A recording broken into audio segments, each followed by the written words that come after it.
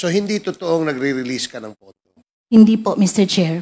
Why Colonel Garma would specifically mention your name, mention your name as the one in charge of releasing funds for the successful operation of the war on drugs. At one point in time, Senator Bato has said that there were reimbursement for operations.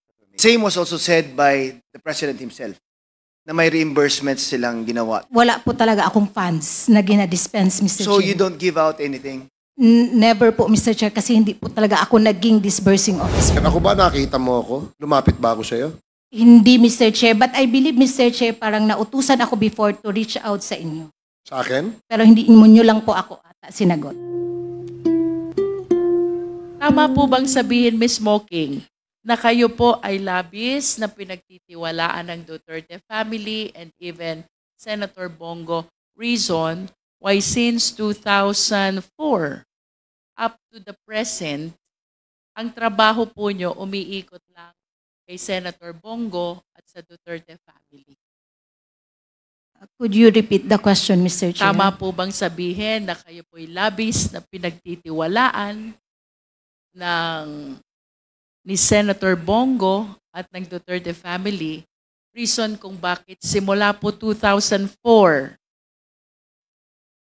up to the present, ang trabaho po nyo umiikot lang kay Senator Bongo at sa Duterte family? I cannot answer the question, Mr. Chair, in behalf of Senator Bongo and the former President. I understand. Thank you, Mr. Chair. Can you please enlighten us, Ms. Mocking? Paano nyo po nakilala si Senator Bongo? Are you from Davao also? Yes, Mr. Chair. Born and raised? Yes, Mr. Chair. Alright. Please enlighten us. Paano po nyo nakilala si Senator Bongo? Nung nag-work po ako sa City Government of Davao, dun ko lang po siya nakilala, Mr. Chair. And I wish to believe that since you started working in the city of Davao 2004, perhaps you started to earn the trust of Senator Bongo, why until now, you continue to work within the same network of the Duterte family. That is a manifestation. You don't need to answer that. How about President Duterte? Kailan niyo po siya nag-umpisang makilala? Was it during the time you started working at the City of Davao or even prior to that? Since 2004, Mr. Chair, when I started working with the City Government of In Davao. other words, the reason why you came across Senator Bongo and the former president is because you worked in Davao City. There was no prior encounter before the work in Davao City. No, Mr. Chair. Okay. Ms. Mocking, I understand that, or it is a common knowledge during the time of the former president, no, na kapag may gustong lumapit kay Senator Bongo, there were people na kayo po ang ina-approach, kayo ang nire-reach out, and apparently, may mga tao po kayong natulungan. Probably, Mr. Chair. As a matter of fact, we have a slide here which shows the gratitude that he wishes to express because of the help that you extended in giving him the chance to see and talk to Senator Bongo. Tama po ba yun? Kayo po'y nagiging tulay papunta kay Senator Bongo? Minsan-minsan, Mr. Chair, pag meron pong lumalapit. Sa 100 po bang lumapit sa inyo, gustong makausap si Senator Bongo, humingi ng tulong, yun po ba'y tinulungan nyo lahat o ilan po ba dun sa 100 sa tingin nyo ang natulungan nyo? As much as possible, Mr. Chair, hinahanapan po talaga ng paraan na matulungan. In other words, I wish to submit that every time there are people who approach you seeking the help of the senator, you really do what you can to solicit the help that is necessary for those people. Tama po, Ms. Mocking? Mr. Chair, I would like to clarify from what period po yung pinag-uusapan natin, Mr. Chair. Okay, I'm sorry about that. I am referring to the time that you are already working in Malacanang. From July 2016 to Yes. September of 2018. Yes. Yes, Mr. Chair. Ginagawa mo lahat para makatulong sa tao. Mostly, Mr. Chair, kasi kami po yung in charge sa mga social services like medical assistance and burial assistance and other services po. There are informations that you worked also as Assistant Secretary to the Secretary of Finance under the Office of Special Assistant to the President. Tama po ba yun? No, Mr. Chair. So what particular job did you undertake under the Office of Senator Bongo? Office of the Special Assistant to the President, Mr. Chair. It has nothing to do with finance. No, Mr. Chair. So you were the Assistant Secretary Yes, Mr. Chair. to the Special Assistant to the President. Tama po? Yes, Mr. Chair. And can you please enlighten us, ano po ba ang trabaho ng isang Assistant Secretary? Under the Office of the Special Assistant to the President, Mr. Chair, mostly our work revolve around administrative matters, clerical works, errands, social services, and mechanical jobs, Mr. Chair. And there are informations also, Ms. Mocking, that during this time, kayo po'y nalagay sa secondment. Ano po bang ibig sabihin ng secondment? Secondment, Mr. Chair, is the temporary transfer of position of an employee from one unit to the other, Mr. Chair. And that is while maintaining your job and title under the Special Assistant to the President's Office. Tama po ba yun? Actually, Mr. Chair, my secondment is between the city government of Davao and the Office of the President. Oh, it's not in Malacanang. No, Mr. Chair. Alright. So ano po yung naging trabaho nyo dun sa City of Davao under the concept of secondment?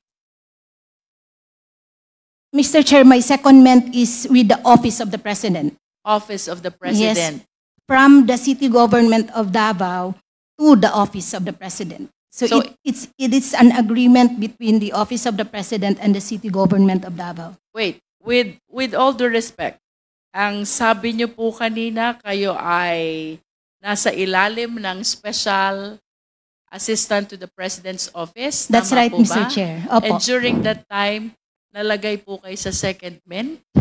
Yes, Mr. Chair. And that secondment pertains to another job under the Office of the President. No, Mr. Chair. It is a secondment between the city government of Davao and the Office of the President. So my item, Mr. Chair, is with the city government of Davao. Then I was seconded to the Office of the President.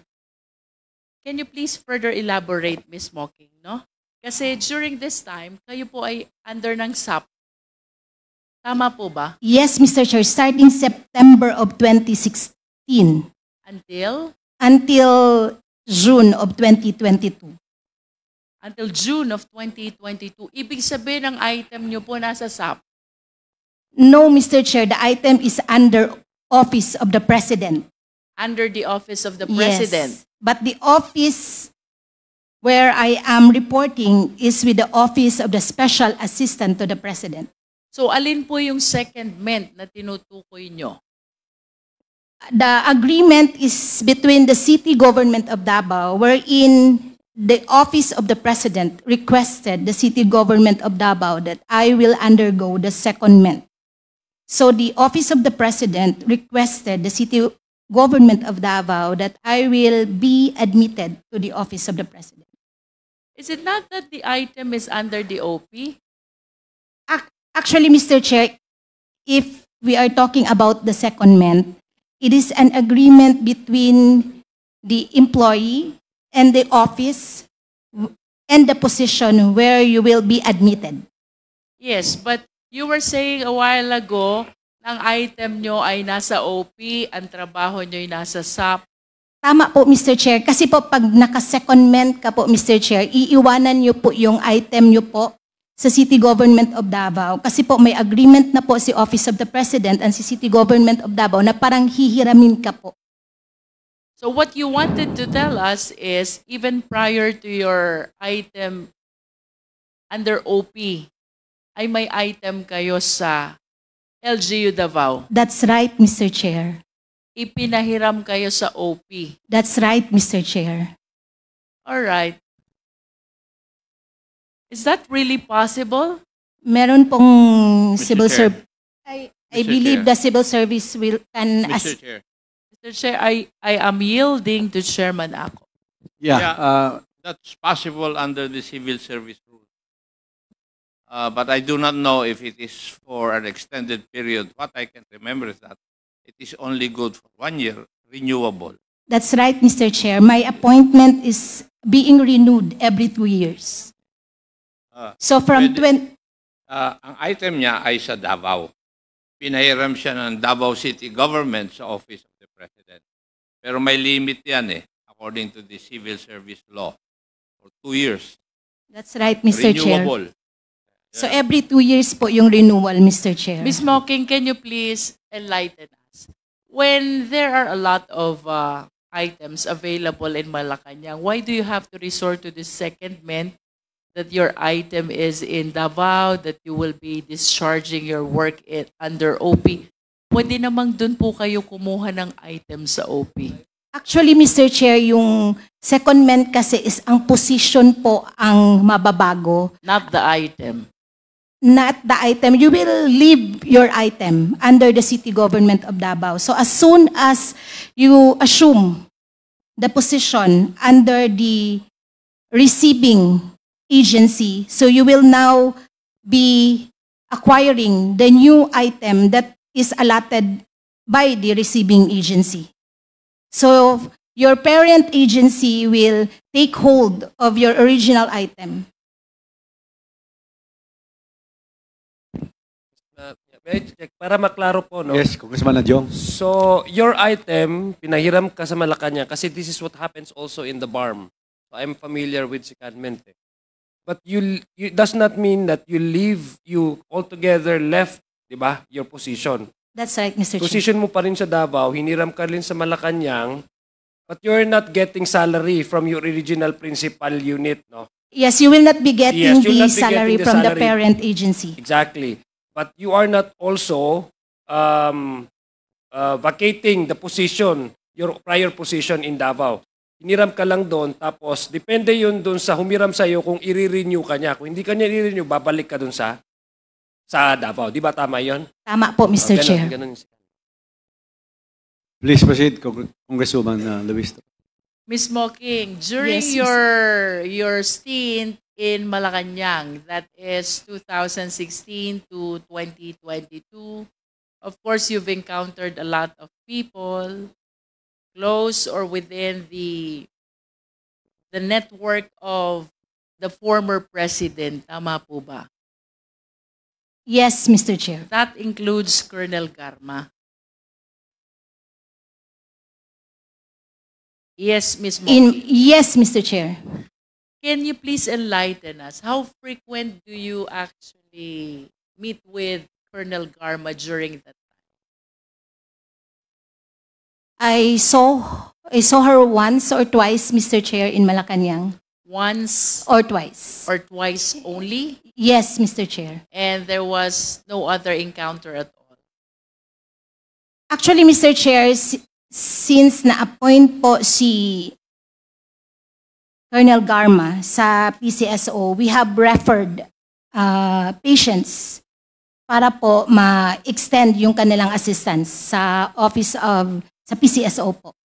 So, in line in connection with that concern, referring patients to PCSO, do you meet and talk with Colonel Garma during that time that he was already at PCSO? I call her Mr. Chair. So how frequent do you talk? if I may ask? I believe that was 2018. Once 2000. or twice, Mr. Chair, because she referred me already to one of her staff.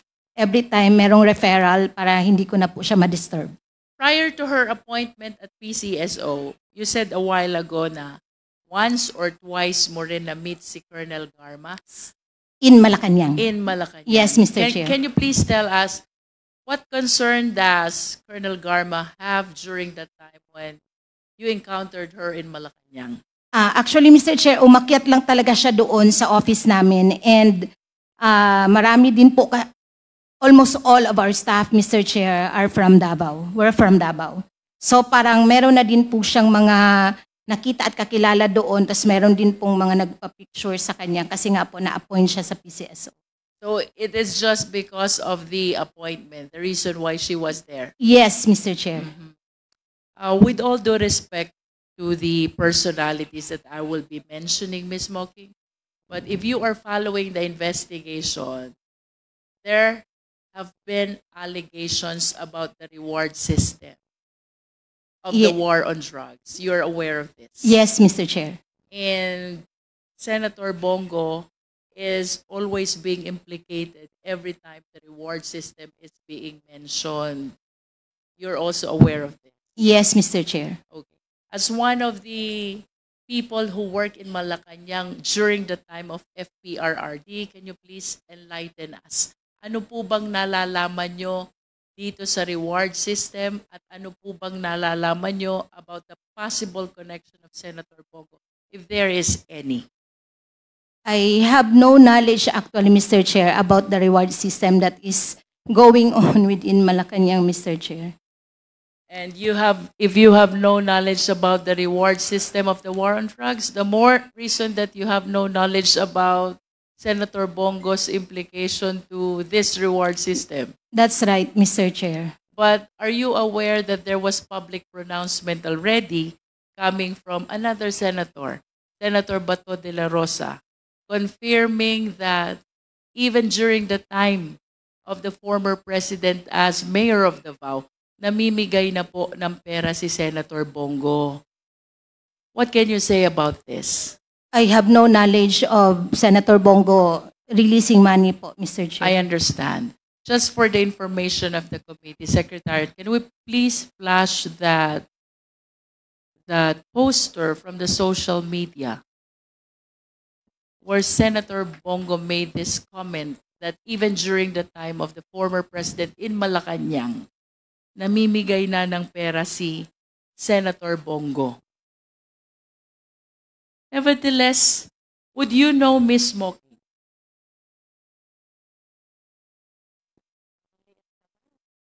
Pwede pagkalaki. Obsec. Oh, this is the picture of the person who received help from Senator Bongo through Ms. Mocking. Can you confirm that, Ms. Mocking?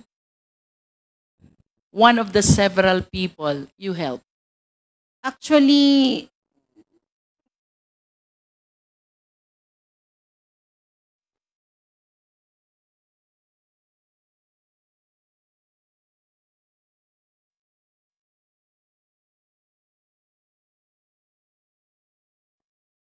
Mr. Chair, this person is one of my relatives. So you confirmed that he received help from Senator Bongo through you? Actually, hindi po ako nagbigay sa kanya ng help, Mr. Chair. About the senator? He's saying, thank you very much and God bless you more. Baka, I really don't know, Mr. Chair, pero baka related po siguro sa mga services po ni Senator Bongo under his office. All right. Secretariat, can we please flash the next slide? The one with the public pronouncement. There. Ang sabi po dito, Ms. Mocking, namimigay naman talaga ng pera si Bongo. Inutusan niya ni President Duterte noon pa. Sa Davao pa kami.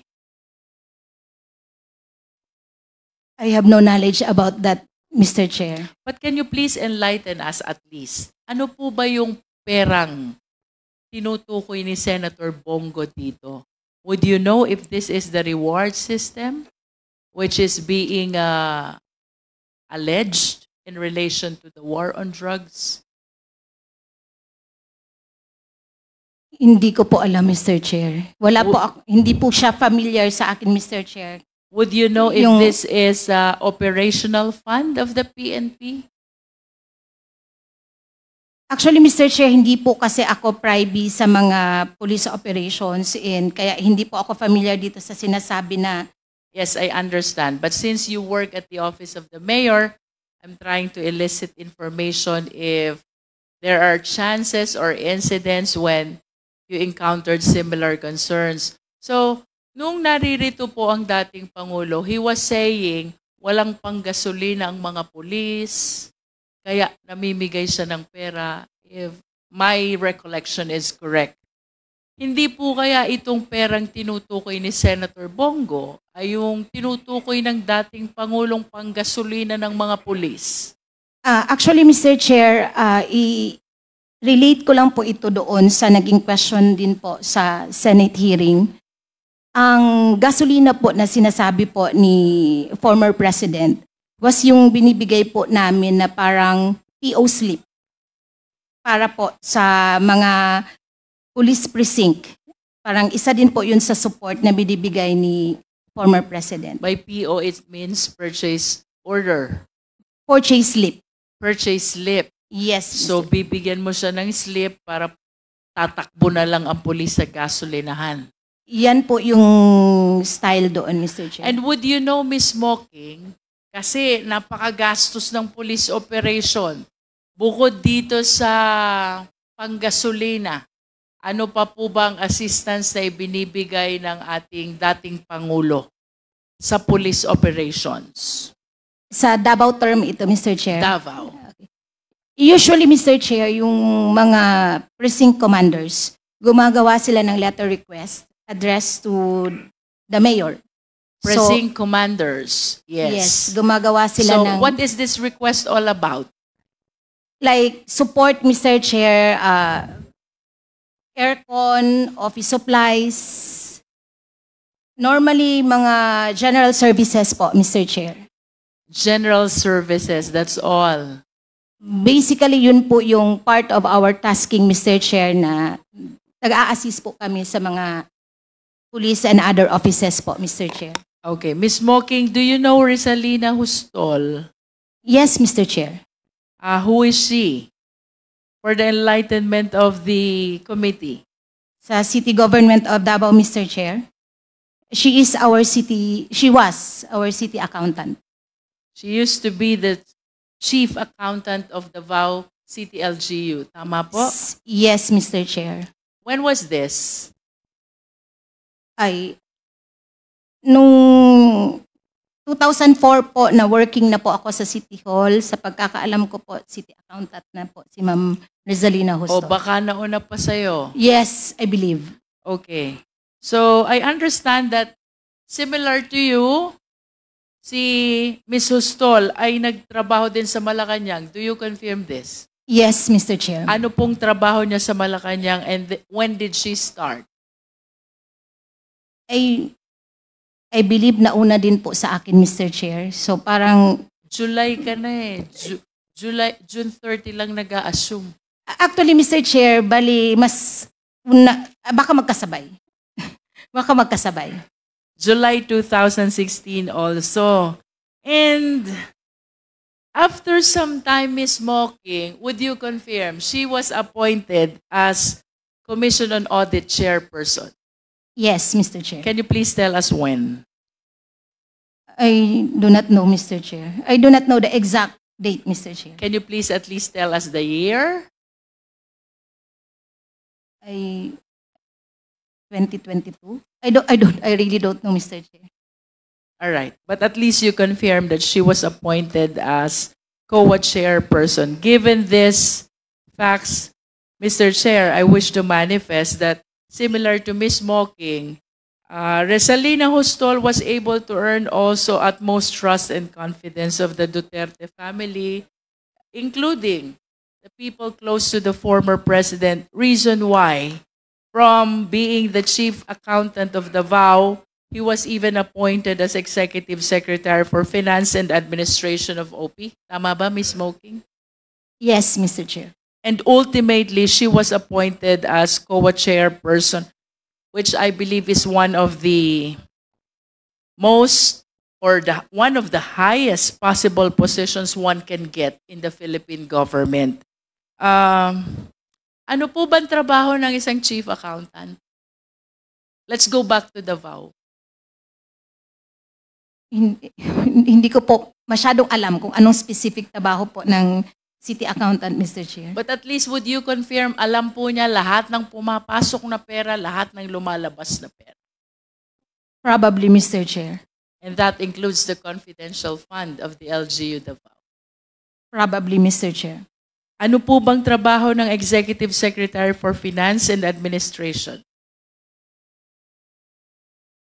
I believe, Mr. Chair, is more on finance also, Mr. Chair. So, I am inclined to believe na alam din po niya ang budget ng OP during the time of the former president and even the expenditures of the office of the president. Tama po ba? Probably, Mr. Chair. And of course, you understand the mandate of COA, having worked in the government for so long a time. What do you understand about the work of Resalina Hostol in the Commission on Audit? Sorry, Mr. Chair, hindi ko po. But of course, you will agree with me. They check, they evaluate, they see whether the expenditures were compliant with the rules of the Commission on Audit. Probably, Mr. Chair. You work in Malacanang. Yes, Mr. Chair. Was there any point in time na naka-encounter po kayo ng questions, controversies, notice of disallowances ng OP during her time as COA chairperson? Hindi po ako familiar, Mr. Chair. All right, Mr. Chair, I think I am done with Ms. Smoking. Thank you, Ms. Smoking. Welcome, Mr. Chair. Thank you, Congresswoman Luisto. Just a short clarification lang kay Ms. Muking. Ms. Muking, do you know Colonel Garma? Professionally, Mr. Chair, yes. And why do you say professionally? Anong difference nun sa sa trabaho lang kayo nagkikita? Yes, Mr. Chair. So that's what professionally means. Yes, Mr. Chair. Okay, but outside of the profession, hindi ba kayo nagkakasama, nagkakakwentuhan? Never, Mr. Chair. Never. So, how did you know si Colonel Garma? Si Colonel Garma lang po ang precinct commander sa Davao City na babae. So, that's so kilala talaga siya. That's why kilala siya because Yes, she's the Mr. only... girl among the 12 precinct commanders of Davao City. Okay. So, more or less, mga ilang taon na kayo magkakilala ni Colonel Garma?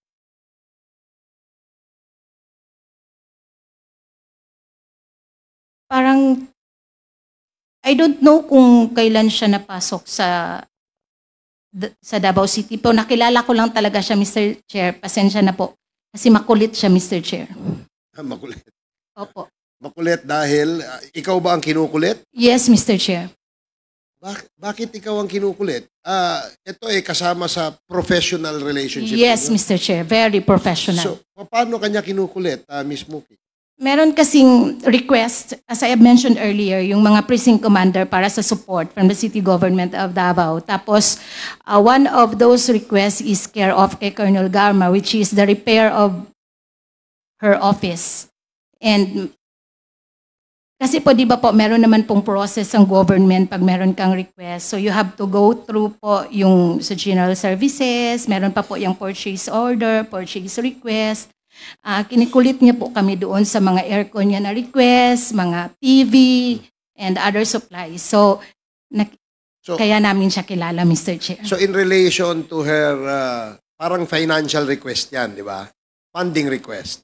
No, not funding, Mr. Chair, but office equipment and office supplies. Yeah, but she requests your office to provide her with funds to purchase No, item. It's an equipment. so yung item No, kayo, no cash, no so funds. kayo bumibili and then you provide them with the items. Pinoprocess po yan ng City General Services. Granting for the sake of argument that it has already been processed, you have the item with you, that is what you provide. That's right, Mr. Chair. That is to answer yung kanyang request. That's right, Mr. Chair. So yun ang kanyang, kaya mo nasabing makulit siya dahil follow-up siya ng follow-up. Hindi po humihinto, Mr. Chair. So hindi humihinto. Yes, Mr. So, Chair. parang, the way I picture it, parang sobrang kulit niya. Tama ba yun? Actually, Mr. Chair, Okay.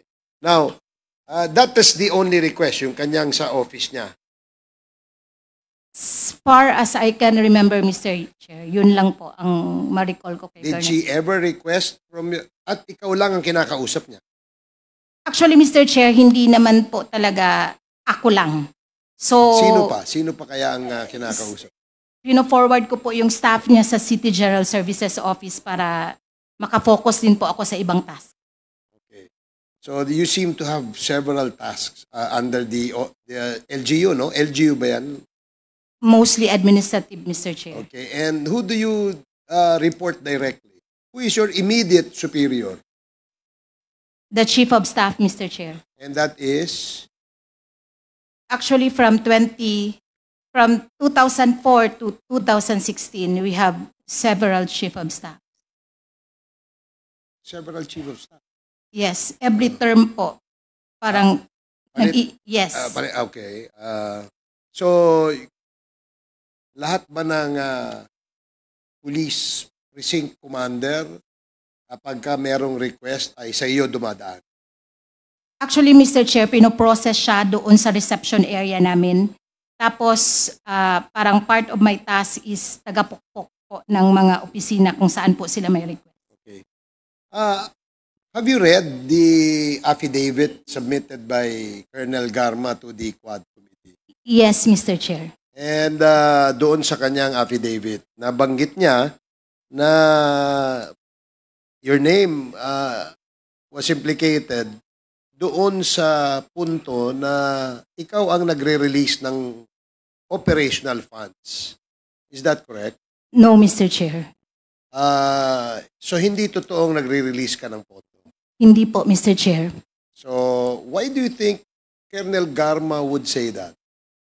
I cannot answer in behalf of Colonel Garma, Mr. Chair. Just make a wild guess. What do you think is the reason why Colonel Garma would specifically mention your name, mention your name as the one in charge of releasing funds for the successful operation of the war on drugs?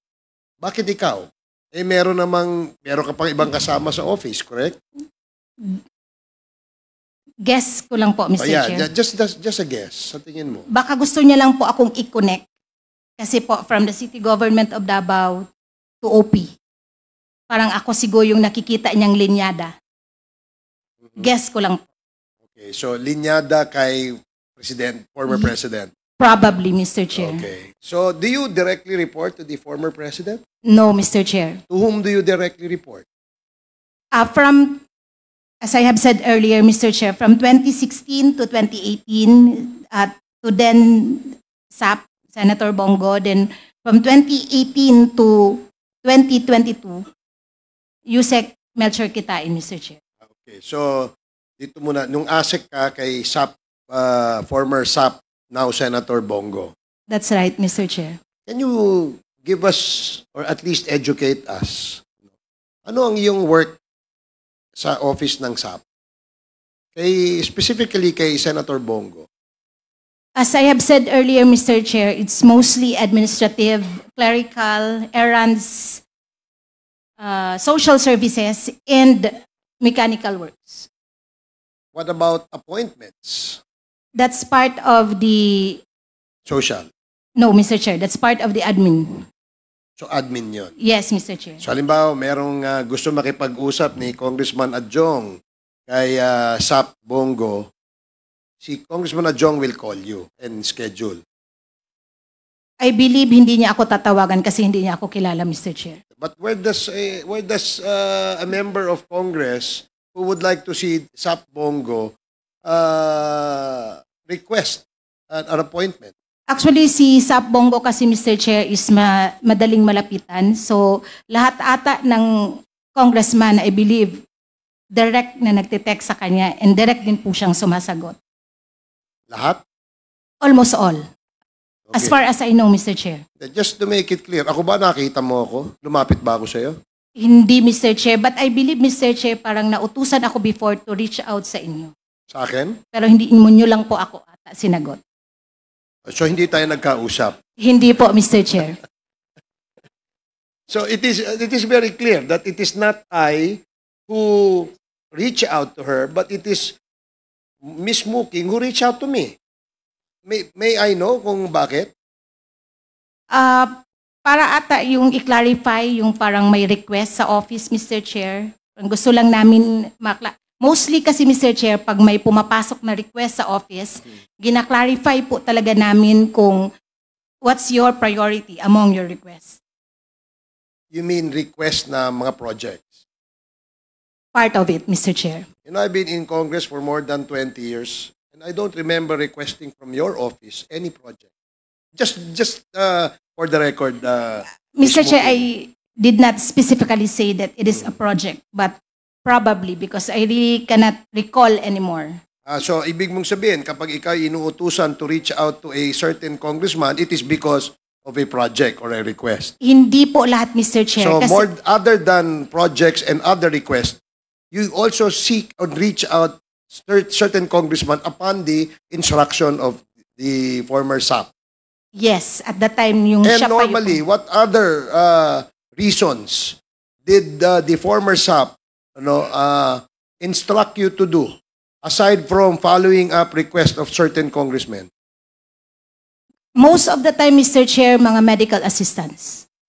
And that is very clear. Kasi ako, hindi naman ako humingi ng medical assistance sa inyo. Yes, Mr. Diba? Chair. So, Chair, do you Mr. know a Chair? certain Peter? Yeah, just to Yes, set the Con- record straight, Yes, Congressman Adjong. para hindi ho tayo magkaliwanagan.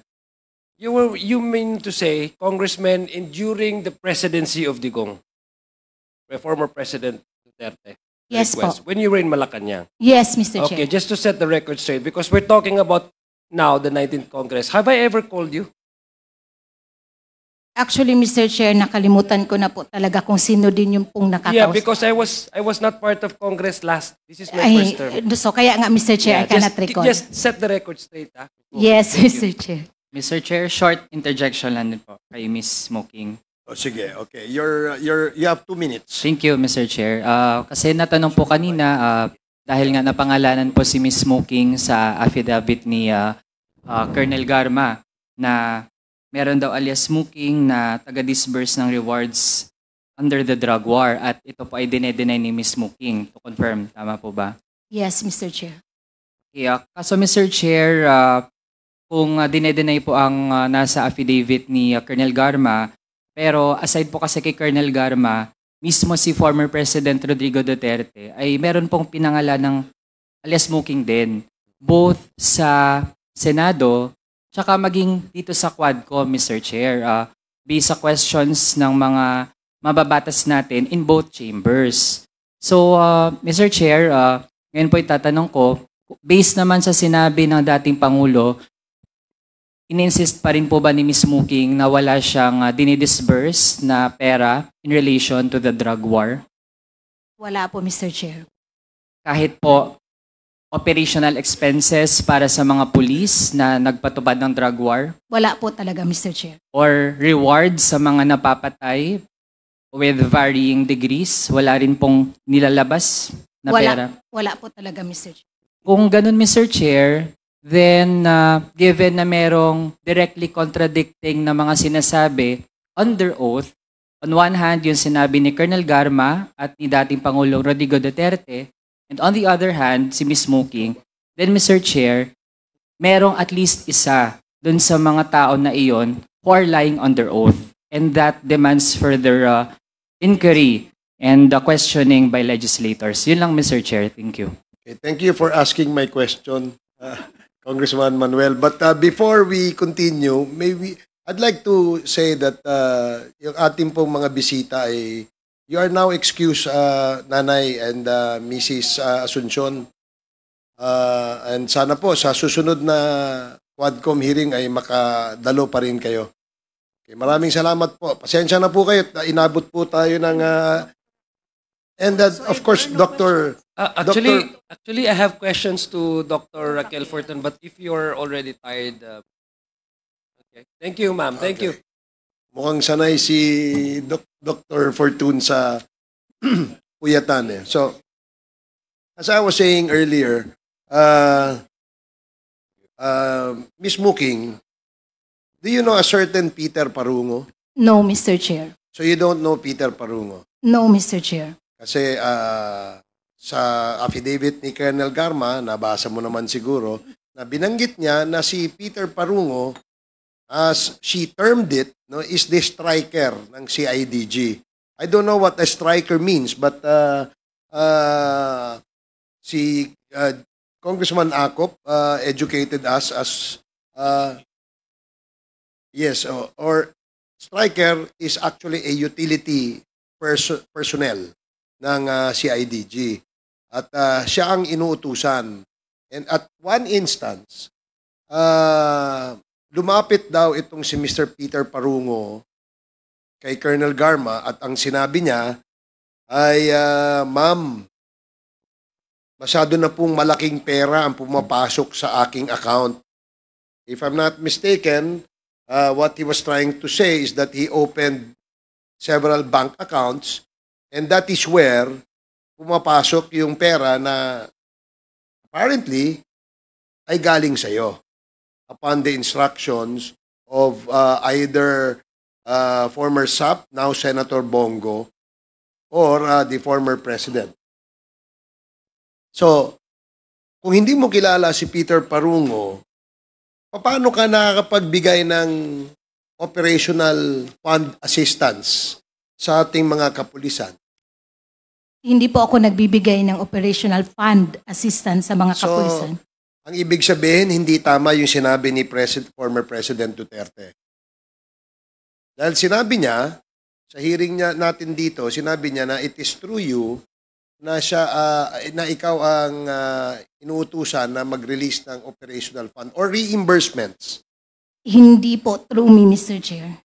So hindi through you. Hindi po talaga, Mr. Chair. Sa office nyo, sino kaya? Wala po sa office namin, Mr. Chair. Wala Wala po sa kaming office funds. So hindi Under OSAP, wala po kaming funds. So hindi ho totoo ang sinasabi ni Mr. President. I believe, Mr. Chair. Baka, sorry, Mr. Chair, baka merong ibang agency or but not from us, Mr. Chair. Ilan ba ang mooking sa Office of the President? Ako lang po, Mr. Chair. So isa lang, ikaw lang. Yes, Mr. Chair. Are you called by any other name? Napa ba mong lain nga angga? Mooking lang yun, Mr. Mooking Chair. lang. Okay, sige, salamat. So, I believe Congressman Keith Flores is the next interpolator. Thank you. I probably ate so much of your time, but this time you will have extra. No. Congressman Flores, you have 15 minutes. I just have a few questions to Muking, Mr. Chair. Mr. Chair, kasi ang what has been established is that at one point in time, Senator Bato has said that there were reimbursement for operations. The same was also said by the President himself, na may reimbursements silang ginawa to some operations of the police officers. And in both instances, sinasabi nila na it was through you, indirectly through you daw, to Muking, ang reimbursements na expenses. And since there is no other Muking, ikaw lang yung, of course, ang natural first person that would come into mind. But at the same time, it may also be na itong funds that are given for you to dispense may not have been termed as reimbursements or whatever. Or has there anything like that happened? Wala po talaga akong funds na ginadispense, Mr. So Chair. you don't give out anything? Never po, Mr. Chair, kasi hindi po talaga ako naging disbursing officer. Okay. So but then why would these people say na sa'yo? Yan ang question ko eh. Kasi parang imposible naman na they'd all refer to you and at the same time, it is not you. Ay, hindi ko po alam, Mr. So Chair. walang instance na like let's say inutusan ka, bigay mo to kang ano or something like that. Wala Or po bayaran mo ang nagastos nila kasi they spent this much or something. Sorry, Mr. Chair, wala po talaga, Mr. Chair. But without reference to like this is the fund from the drug war, this is to reward them, nothing like that. Walang. Wala po talaga, Okay. Mr. Chair. So in the other aspect naman, like yung your function as ASEC before and then USEC, a lot of congressmen, including myself, in the 18th Congress, have reached out to Senator BG for help, no? Lalo na nung COVID, because everyone was really in searching for funds for hospitalization because, di ba, ang nangyari nun is sarado mostly ang mga hospitals because they're converted into COVID centers and napipilitan yung mga citizens to go to private hospitals, which is expensive. And they all come to politicians like congressmen, governors, mayors for help in the medical assistance. No? And this is where usually SAP comes in. No? Parang, he helps out, no? Parang in allocating some... may mga ape na ba that time? I believe, Mr. Chair, meron pero hindi pa po siya well-funded. Hindi pa ganun kalaki. That's diba? right, Mr. Chair. Or the Malasakit was also started by SAP by that Yes, time na. nakastart na po nun, Mr. Chair. So, there were instances na some either politicians, governors, mayors, congressmen who would go to SBG for help. Tama? Yes, Mr. Chair. And SBG sometimes would also respond either directly or sometimes through you. Diba? Referral, Mr. Chair. Referral, Kasi, like, yes, let's say, kasi po hindi na po siya SAP at that time during the COVID. Senator na. Senator na po siya, Mr. Chair. So, sabihin niyang, sagutin mo to si ano na okay na yung request or something like that. Yes, Mr. Chair. Parang nire-refer po kayo sa amin sa OP. Yeah. Kasi po si OP po ang may funding, Mr. Chair. Because this is the first time we met. Tama mo ba? First time we met pero But maraming I've known times of you, na po diba? tayong nag-uusap. Yes, we've already communicated several times in the past. Na? In the past, Mr. While you were with the Office of the President as ASEC and USEC later on, eventually. Yes, Mr. Chair. Okay. But it wasn't that frequent naman, di ba, Muking? Hindi naman po, It was, Mr. I think, I followed up on some, lalo na yung FLR. Yes, Mr. Yung Chair. for late release For na- signature of the President. For signature of the Yes, President. Mr. Chair. Di ba? And we were all scrambling kasi patapos na yung taon at hindi pa Hindi pa napirmahan siya nalabas. ni President at that time. So, you were parang siguro an important figure when it comes to the FLR at that time. Or not important. I'll rephrase that. No? Hindi naman important, but you were one of the persons na makakapag-connect with other politicians na nagfa-follow up sa FLR.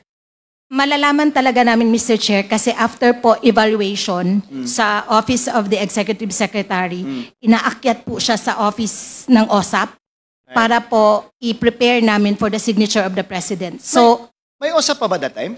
yes, Mr. Chair, Sino- until the end of the term of the Sino nga pumalit kay SBG? si at Yusek Melchor Kitain po. Okay. Alright.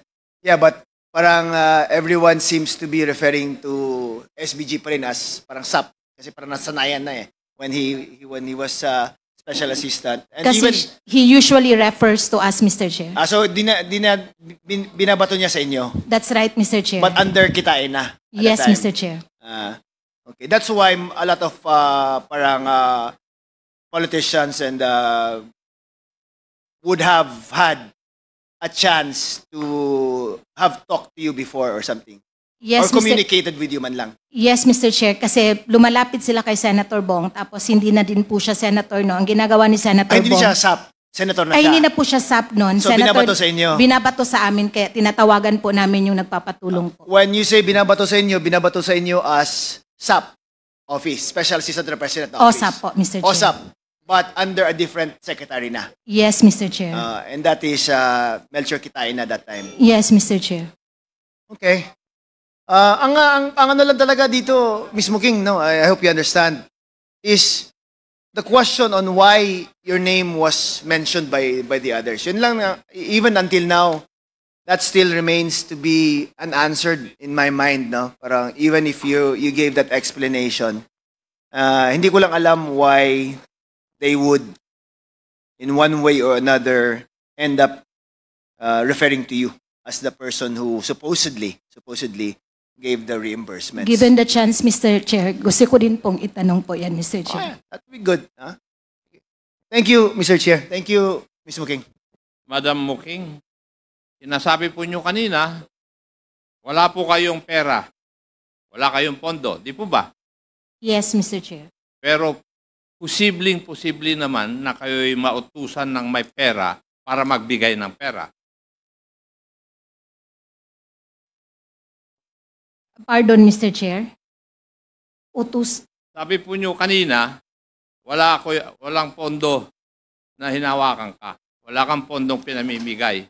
Pero posible na ikaw ay nautusan ng may pera para magbigay ng pera sa isang tao. Hindi po. Wala po, Mr. Chair. Wala. Opo, Mr. Chair. Marami pong salamat.